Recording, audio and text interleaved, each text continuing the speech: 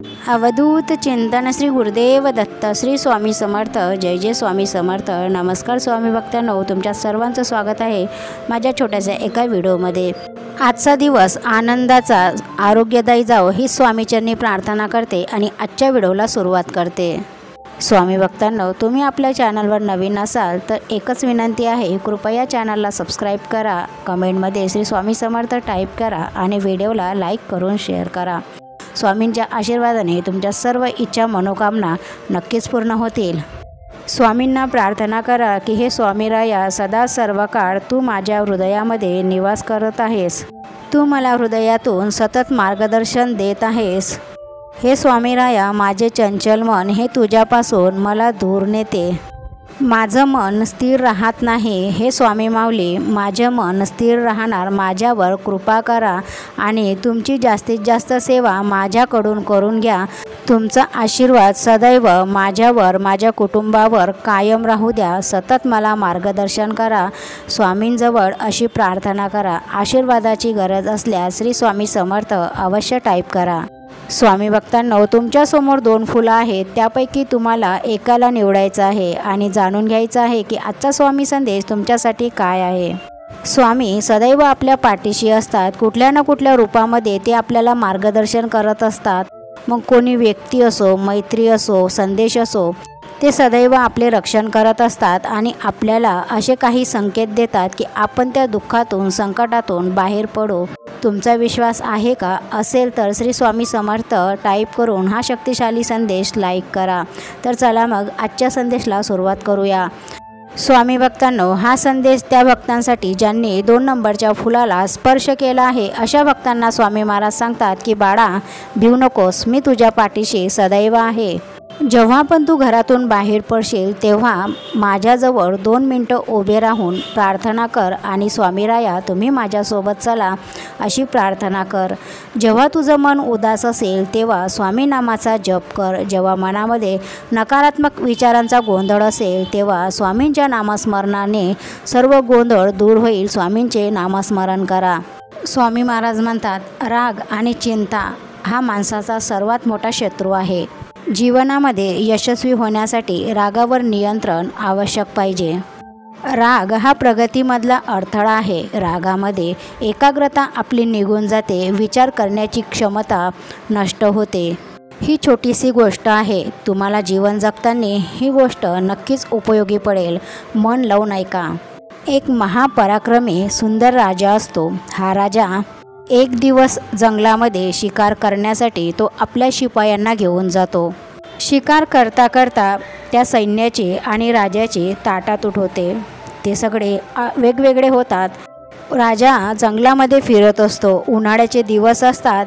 त्या उन्हाळ्याच्या दिवसामध्ये राजाला खूप तहान लागलेली असते, पण राजाला पाणी कुठेही मिळत नाही। राजा पाण्यासाठी वणवण फिरत राहतो। जंगलामध्ये फिरून राजा खूप थकलेला असतो। तो एका मोठ्या झाडाखाली विश्राम करण्यासाठी बसतो। अचानक राजाच्या डोक्यावरती एक पाण्याचा थेंब पडतो। एक थेंब पाण्याचा पडत राहतो। तेव्हा राजाला वाटतं की आपल्याला नक्कीच या ठिकाणी पाणी पिण्यासाठी मिळणार आहे। राजा विचार करते आणि तो तिथून उठून एक झाडाचं मोठं पान आणते आणि त्याचा द्रोण करून जिथं पाण्याचे थेंब पडत आहेत त्या थेंबाच्या खाली ते द्रोण ठेवते। एका अर्धा तासामध्ये ते द्रोण पूर्ण भरून जाते। आता राजा विचार करते की आपली तहान भागणार आहे। राजा ते द्रोण उचलते आणि तोंडाला लावणार तेवढ्यात एक पोपट येतो आणि तो पोपट त्या द्रोणला आपल्या पंखांनी खाली पाडतो।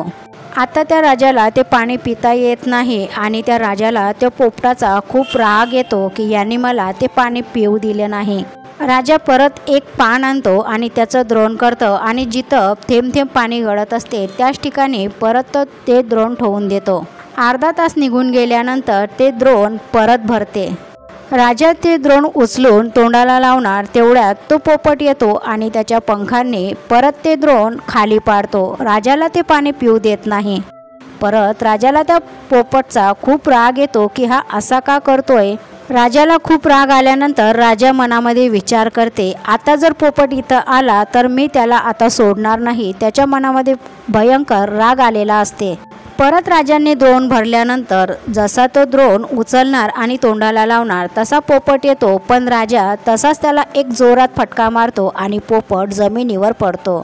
पोपट मृत्यू पावतो. त्यानंतर राजा विचार करते की हे पाणी कुठून पडत आहे, ते तर मी जाऊन तिथूनच ते द्रोण भरून घेतो आणि मग मी ते पाणी पितो. असा विचार करत राजा तिथं पाणी पडणाऱ्या ठिकाणी जातो. जेव्हा राजा झाडावर चढला की जिथून पाण्याचं थेंब पडत होतं त्या ठिकाणी राजा चढल्यानंतर राजाला बघून खूप धक्काच बसला. त्या झाडाच्या फांदीवरती फार भयंकर मोठा असा अजगर बसलेला होता. त्या अजगराच्या तोंडातून पडणारं पाणी हे ते विष होतं आणि ते विष त्या द्रोणमध्ये पडत होतं. राजाला वाचवण्यासाठी त्या पोपटने 3 वेळा त्या राजाचं द्रोण पाडलं.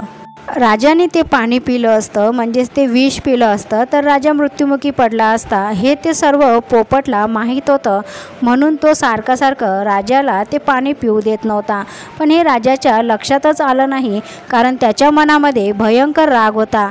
म्हणून स्वामी भक्तांनो, जीवन जगताना काही गोष्टी चांगल्या घडतात तर काही गोष्टी वाईट घडतात, पण निसर्ग हा आपल्याला थांबवण्याचा प्रयत्न हा करत असतो. आपल्या आयुष्यामध्ये कुठलीही गोष्ट घडली, चांगली असो किंवा वाईट असो, ती चांगल्यासाठीच घडत असते. जर आपण विचार केला तर ते आयुष्यात चांगल्यासाठीच आपल्या जीवनात काही गोष्टी अशा घडत असतात. स्वामी महाराज म्हणतात, जीवन जगताना रागावर नियंत्रण हे अवश्य पाहिजे. राग हा सर्वात मोठा शत्रू आहे. श्री स्वामी समर्थ. तुमचा विश्वास असेल तर श्री स्वामी समर्थ टाईप करून व्हिडिओला लाईक करून चॅनलला सबस्क्राईब करा. तर स्वामी भक्तांनो, आता हा संदेश त्या भक्तांसाठी ज्यांनी 1 नंबरच्या फुलाला स्पर्श केला आहे. अशा भक्तांना स्वामी महाराज सांगतात की बाळा, अशक्य ही शक्य करतील स्वामी. तुझ्या जीवनामध्ये येणारे अडथळे, दुःख, संकट हे सर्व काही मी क्षणात दूर करेन. फक्त तुझा आमच्यावर विश्वास पाहिजे. तुझा विश्वास असेल तर अशक्य ही शक्य करतील स्वामी. अशक्य गोष्टी शक्य होतील आणि तुमचं आयुष्य सुखी आणि आनंदी होईल. स्वामी महाराज म्हणतात की बाळा, ही एक गोष्ट सदैव लक्षात ठेव. अभिमानाला कधी तुमच्या मनाच्या घरात येऊ देऊ नका आणि स्वाभिमानाला कधी मनाच्या घरातून बाहेर काढू नका. त्याचे कारण असे आहे की अभिमान तुम्हाला कधीच प्रगती करू देणार नाही आणि स्वाभिमान तुम्हाला कधीच अधोगतीकडे जाऊ देणार नाही. म्हणून ह्या गोष्टी लक्षात ठेवा, म्हणजे याने तुमचं जीवन आनंदी होईल. स्वामीकडे तुमचा भार कमी व्हावा यासाठी प्रार्थना करू नका, तर तो भार पेलून नेण्यास तुमचे खांदे अजून मजबूत व्हावे म्हणून स्वामींकडे प्रार्थना करा की हे स्वामीराया, माझ्या आयुष्यात कितीही संकट आलेत तरीही त्या संकटांना समोर जाण्यासाठी मला शक्ती दे, ताकद दे. कारण कर्माचे भोग तर सर्वाला भोगूनच संपवावे लागतात. जर तुम्ही विचार केला की माझ्या आयुष्यात दुःख हे यायलाच नको, पण असं होत नाही. स्वामी स्वतः म्हणतात की तुमच्या कर्माची फळं तुम्हाला भोगावे लागतात. ज्या घरामध्ये स्वामी महाराज असतात त्या घरामध्ये उन्हाळ्याच्या गरमीतसुद्धा थंड गारवा जाणवतो. तसेच त्या घराची जमिनीवर पाय ठेवले असता थंडपणा जाणवतं व त्या घरात प्रवेश करताच प्रसन्नता व शांतता जाणवते. अशा घरात दैवी तत्व मोठ्या प्रमाणात असते. त्या घरात गेल्यावर एक सकारात्मक ऊर्जा आपल्याला मिळते. ज्या घरामध्ये स्वामी महाराज असतात त्या घरामध्ये नकारात्मक ऊर्जा ही नष्ट होत असते. जीवनामध्ये श्री स्वामी समर्थांची सेवा व निश्चित ध्येय असलेला स्वामी भक्त अतिशय खडतर रस्त्यावर प्रगती करेल, पण ध्येयशून्य माणूस रस्ता कितीही सोपा असला तरी कुठेही पोहोचणार नाही. आपले ध्येय आजच ठरवा. जो श्री स्वामी समर्थ महाराजांच्या चरणी मनापासून शरण जाईल, महाराज त्यांचा योगक्षेम निश्चित चालवतात व सदैव त्यांच्या पाठीशी असतात. तुमचा विश्वास असेल तर श्री स्वामी समर्थ टाईप करून व्हिडिओला शेअर करा. नित्य स्मरावे स्वामींना दत्त स्वरूप ते निरांकार. रोज विस्मरावा तो अहंकार. काम क्रोध करतो सर्वनाश. अतिलोभात होतो विनाश. हृदय ठेवा भाव निस्वार्थ. अनुभवा स्वामी सुखते परमार्थ. मितभाषी असतो सदा सुखी. व्यर्थ बोलेल तो होईल दुखी. समर्थ नामास रोज स्मरावे. माय बापास कधी न भुलावे. मनुष्य जन्म मिळतो एकवार. स्वामी नामात सुख आहे ते अपरंपार. नामस्मरण हा सद्गुरूंनी दिलेला असा एक साबण आहे जो कधीच झिंजत नाही, तो कधीच संपत नाही. जेवढा घासाल तेवढा कर्म व विषयरूपी मळ उतरत जाईल. हा मळ खूप जुना आहे, अगदी कित्येक जन्मापासूनचा वेळ लागेल, पण एक दिवस आपण नक्की स्वच्छ होऊ. हा सद्गुरू असलेला साबण बाजारात मिळत नाही, तो फक्त सद्गुरूकडे आणि संताकडे मिळतो, तोही फार मुश्किलने. ज्यांना हा साबण मिळाला आहे ते अत्यंत भाग्यवान आहेत. या साबणाचा वापर करा, अगदी जास्तीत जास्त करा, अनंत जन्माचा मेळ निघून जाईल. स्वामी दरबारात जाऊन पावन व्हा, आपला दिवस दररोज नामस्मरणात पावन करा व आनंदी राहा. म्हणून आनंद वाटा, आनंद लुटा. स्वामी महाराज सदैव तुमच्या पाठीशी आहेत, भिवू नकोस.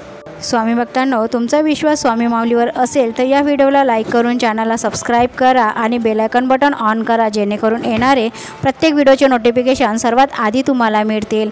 हा व्हिडिओ शेअर करायला मात्र विसरू नका. स्वामींच्या आशीर्वादाने तुमच्या सर्वांच्या सर्व चांगल्या इच्छा स्वामी महाराज नक्कीच पूर्ण करतील, हीच मी स्वामीचरणी प्रार्थना करते आणि आजचा व्हिडिओ इथंच थांबवते. भेटूया नवीन संदेशासोबत, माहितीसोबत. श्री स्वामी समर्थ. जय जय स्वामी समर्थ. संदेश पूर्ण ऐकल्याबद्दल खूप खूप धन्यवाद.